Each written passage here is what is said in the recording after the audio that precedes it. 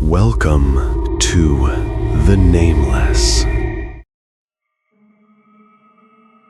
I didn't notice the AirDrop notification right away. My phone buzzed in my hand, soft and brief, like a text coming through on silent. I was standing near the doors of the train, half asleep, staring at my reflection in the dark window. When I looked down, there was a photo waiting to be accepted. No name, just image01.jpg. The preview loaded before I could stop it. It was me, standing exactly where I was standing, taken from a few rows behind. For a second, I thought it had to be a mistake, some glitch, some old photo. But I recognized the jacket I was wearing, the scuff on my shoe, the way my head was tilted while I looked at the window. The timestamp said, now. I turned around slowly, scanning the car, trying to see who had been close enough to take it. Everyone was looking down at their phones. At the time, I was commuting into the city 5 days a week. Same train line, same schedule, same spot in the same car if I could help it. I liked routines. They made the days blur together in a way that felt efficient, safe. The train ride was about 40 minutes each way, long enough to zone out, scroll through social media, answer emails, or just listen to music and stare at nothing. I was careful with my phone, or at least I thought I was. I kept my socials locked down, didn't overshare, didn't post in real time. AirDrop was usually set to contacts only, but I'd switched it to everyone earlier that week to send a file to a coworker and forgot to change it back. I didn't even remember doing it until later, when that detail started to feel important. The train car itself was unremarkable, old but clean. Faded blue seats, scratched metal poles, the faint smell of disinfectant mixed with something burnt from the tracks. The lights flickered sometimes between stations, just enough to make everything feel slightly unreal. Most mornings, nobody talked. People existed in their own bubbles, sealed off by headphones and screens. That morning didn't feel different at first. It was just another weekday.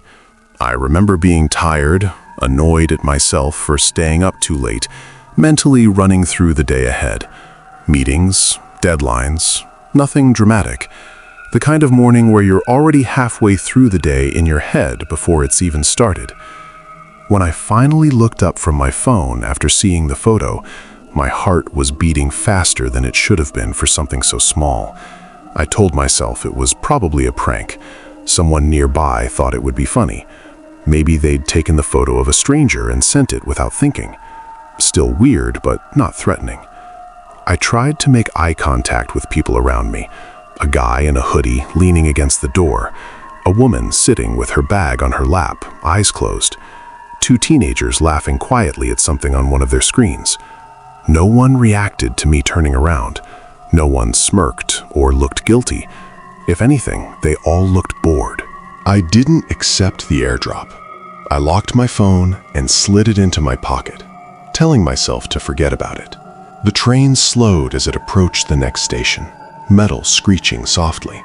Doors opened. A few people got off, a few got on.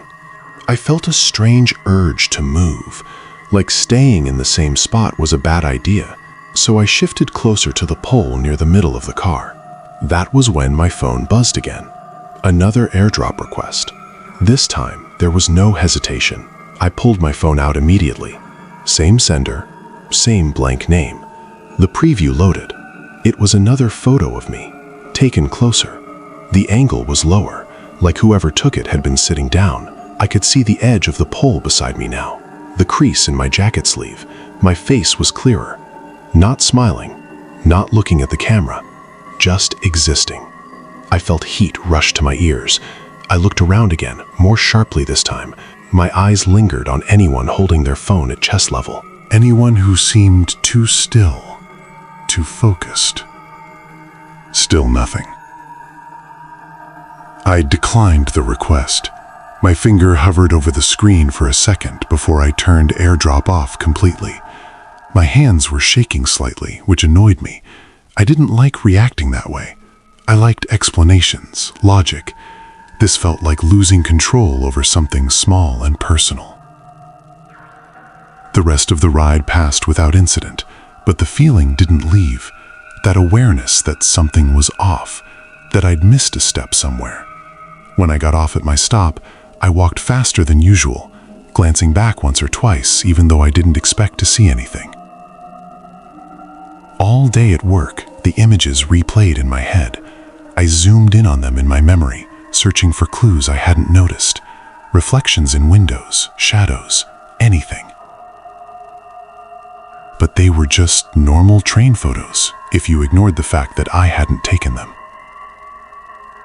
By the time I got home, I'd almost convinced myself it wouldn't happen again. It did. That evening, on the ride back, I chose a different car. I stood near the opposite end, surrounded by different people. I kept my phone in my pocket and my eyes up, watching. Nothing happened for the first 20 minutes. My shoulders slowly relaxed. I felt stupid for being so tense. Then my phone vibrated. Even before I looked, I knew what it would be. The photo this time was taken from farther away, near the door between cars. I was centered in the frame, small but unmistakable. The lighting was worse, grainier, like the camera had struggled to focus. The timestamp was current. I didn't look around right away. I stayed still, pretending not to care, listening to the soft hum of the train and the distant murmur of voices. I wanted to catch whoever it was by surprise, see them looking at me, see the phone in their hands. When I finally turned my head, I saw nothing out of place. Over the next week, it kept happening. Not every ride, not predictably. Sometimes days would pass with nothing. Sometimes it happened twice in one commute. Always photos. Never messages, never videos. Just me in different moments of inattention. Tying my shoe, rubbing my eyes, once laughing at something on my screen. I started to notice patterns. The angles varied, but the distance didn't. Whoever it was never got close enough to be obvious, always far enough to blend in. The photos were never blurry in a way that suggested movement. Whoever was doing it was steady, patient. I stopped changing cars. I figured if someone was targeting me specifically, moving around wouldn't help. I turned AirDrop off permanently, but the requests still came through sometimes, like the setting didn't matter. I started keeping my phone face down, but I could still feel the vibration, like a tap on the shoulder I couldn't ignore. One morning, I accepted one by accident. My thumb slipped. The image saved to my phone before I could stop it. I stared at it longer than I should have. It was taken from behind me, close enough that I could see the back of my neck, the seam of my collar. I didn't remember anyone standing that close. The background was darker, the edges distorted slightly, like it had been taken through glass. I zoomed in, heart pounding, scanning the reflection in the window ahead of me. There was a shape there, vague, human but indistinct, just a suggestion of a face where there shouldn't have been one. I deleted the photo immediately, but that didn't make the image go away. I felt exposed in a way I couldn't explain, like someone had stepped inside a boundary I hadn't known how to define until it was crossed. I started sitting instead of standing, choosing seats where I could see the entire car.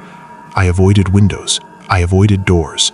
I watched hands and screens, looking for the telltale tilt of a phone camera. People noticed. A few gave me looks. I didn't care.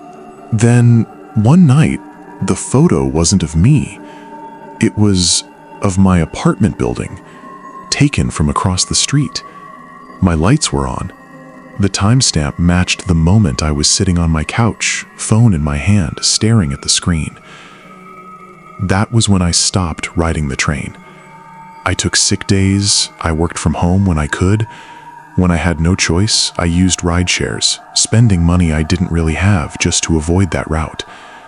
The AirDrop requests stopped when I stopped commuting. For a while, I felt normal again, embarrassed even for letting it get to me. A month passed. Then one evening, as I was brushing my teeth, my phone buzzed on the bathroom counter. No AirDrop. Just a photo. It had been sent through a cloud-sharing link from an address I didn't recognize. The photo was taken from inside my apartment. I stood very still, staring at the screen, listening to the quiet hum of my refrigerator, the distant traffic outside. The angle suggested it had been taken from my hallway, pointed toward the bathroom door, toward me. I didn't call the police. I didn't know what I'd say. I changed my locks. I covered my camera.